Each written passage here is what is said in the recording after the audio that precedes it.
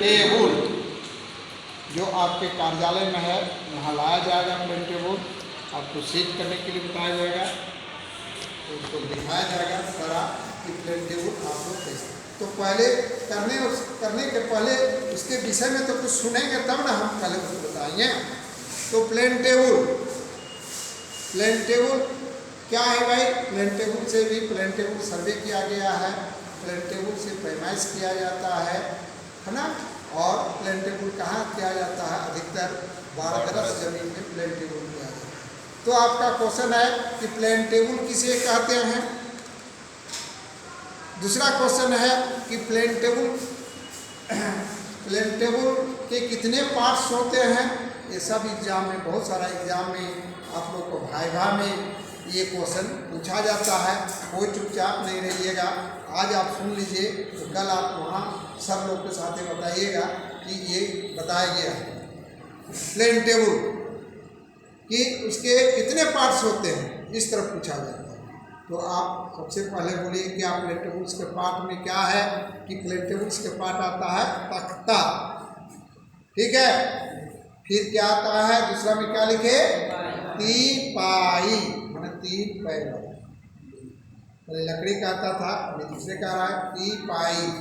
फिर क्या लिखे?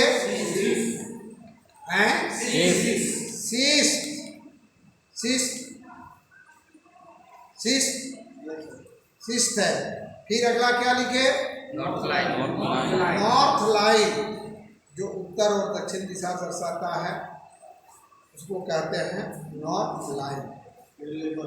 फिर लेबल करने के लिए, उसको समतल करने के लिए लेबल आता है कि हम जब प्लेन टेबल को सेट करेंगे तो प्लेन टेबल कहीं ऊंचा नीचा तो नहीं है, तो जब तक ऊंचा नीचा रहेगा तो पैमाइश आपका सही नहीं होगा, तो उसको लेबलिंग करना होगा, लेबल।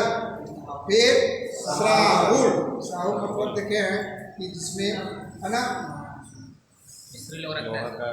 रस्सी लगा के, धागा लगा के, कांसा का या ई का बना हुआ रहता है, लोहा का बना हुआ रहता है, बहुत है उसका बना रहता है, उसको सीधा करके और केंद्रीकरण करते हैं, इसलिए उसमें साहुल। इसके बाद झंडे क्या है?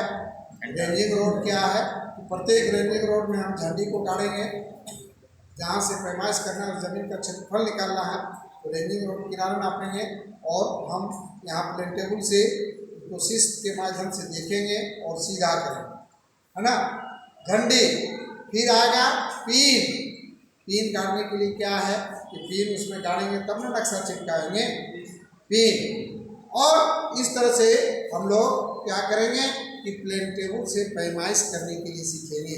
अति आवश्यक प्लेन टेबल से पैमाइश कैसे करेंगे आपका भी आत्मा खुश होना चाहिए, जानना चाहिए कि हम लोग जरिब के साथ साथ प्लेन टेबल से भी पैमाइश हम लोग करेंगे। उसमें पूछा जाए कि किन्हीं 2 पर नोट लिखें, प्लेन टेबल के यंत्र है जो उसमें 2 नोट लिखने के लिए आएगा, तो उसको इस तरह से लिखना है, जैसे तख्ता का लिख दीजिए, तीपाई का लिख दीजिए। और अभी तख्ता का हम दिखा दिए हैं। क्या है तख्ता का परिभाषा कि प्लेन टेबल का तख्ता अधिकांश देवदार या सागवान लकड़ी से बनाया जाता है। और लकड़ी से बनाया जाता है? देवदार या सागवान लकड़ी। क्यों बनाया जाता है?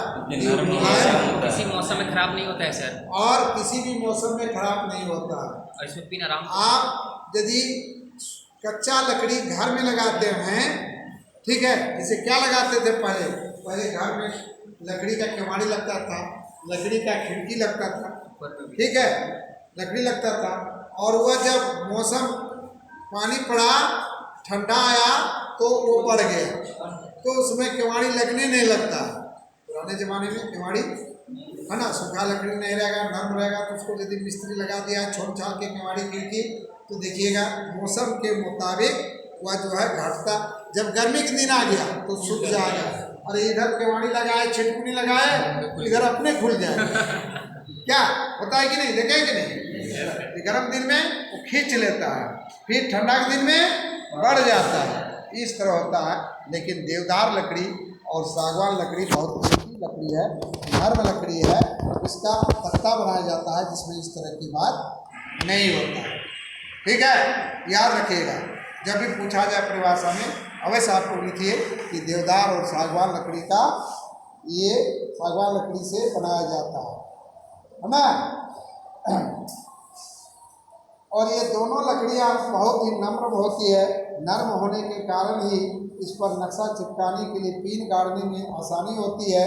इसकी लंबाई, चौड़ाई और मोटाई भिन्न भिन्न प्रकार की होती है, परंतु अमीर लोग जो है अधिकांश जो है क्या रखता है कि 24 इंच चौड़ा, 30 इंच लंबा और 1.5 इंच मोटा का उपयोग करते हैं और उसे हम लोग पैमाइश करेंगे।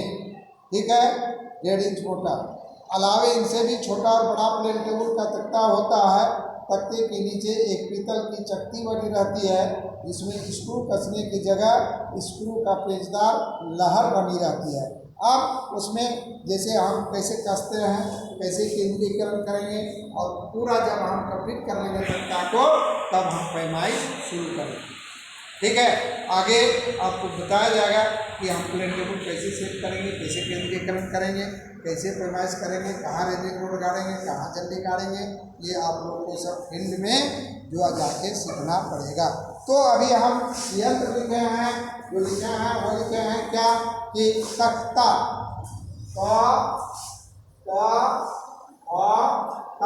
तख्ता के विषय में हम परिभाषा लिखे हैं, आप लोग को याद करना है तख्ता के समय।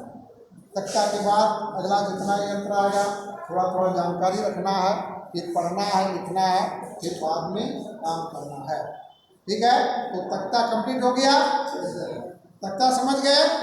कभी भी पूछा जाएगा तो नहीं बता पाइएगा कि नहीं लिखेंगे तख्ता, लिख लीजिएगा ना।